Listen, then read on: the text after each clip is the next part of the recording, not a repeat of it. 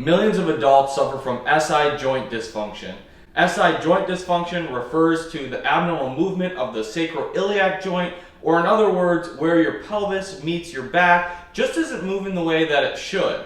And since the muscles move our bones and our joints, a reliable way to treat this is through exercise.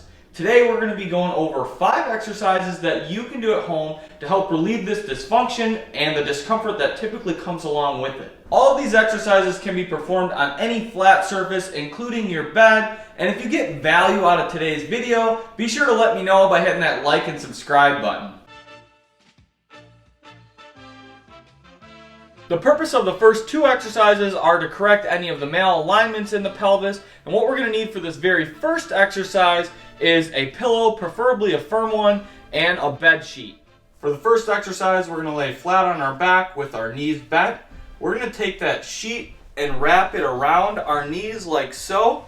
We're going to be locking our knees in 3 different positions with our knees touching at a medium distance apart and our knees far apart. The goal here is to press out with our knees, but our body should not be moving. So we're going to be holding the knees in a position using the sheet. So for the first one here, we're going to have our knees touching, pressing against the sheet, holding for 5 to 10 seconds.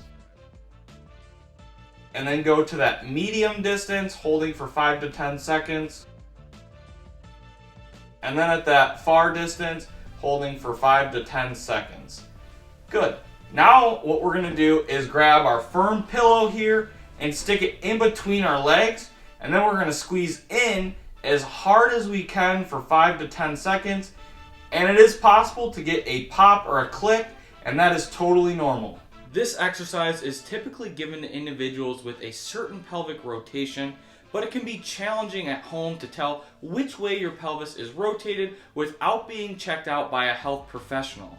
However, this exercise can still provide you with benefit and still has the possibility to correct any possible pelvic rotations that is contributing to your SI joint dysfunction. For this exercise, we're going to be doing 2 things at once. First, bring your right leg up and hold this position while pushing on this leg with your upper body. As we're doing this, we're going to be performing a single leg bridge on the left side. Hold this for 5 to 10 seconds. And if it feels more comfortable to do this on the opposite side, listen to your body. The goal of the rest of these exercises is to build the muscles around the SI joint to help give it stability and support. For this exercise, you're going to lay on your side and stack your hips and shoulders on top of each other. Then bring your knee up towards the ceiling, holding this for 10 seconds. Perform 10 repetitions. After you perform 10 reps, then we're going to keep our knees together and move our ankle up toward the ceiling while keeping the knees together, holding this for 10 seconds, performing 10 repetitions. Be sure to do this on both sides. To get the most out of this last exercise, you're going to need to follow the order in which I explain it. Throughout this entire exercise, we're going to be laying on our stomach.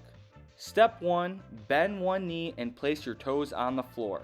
Step 2, tighten your butt muscles on the same side in which your toes are on the floor. Step 3, straighten your knee and be sure to keep your butt muscles tight throughout this. Step 4, lift your toes and point them away from you. Hold this for 2 to 3 seconds. Don't raise or lower your leg. Step 5, relax and lower your leg back to the floor.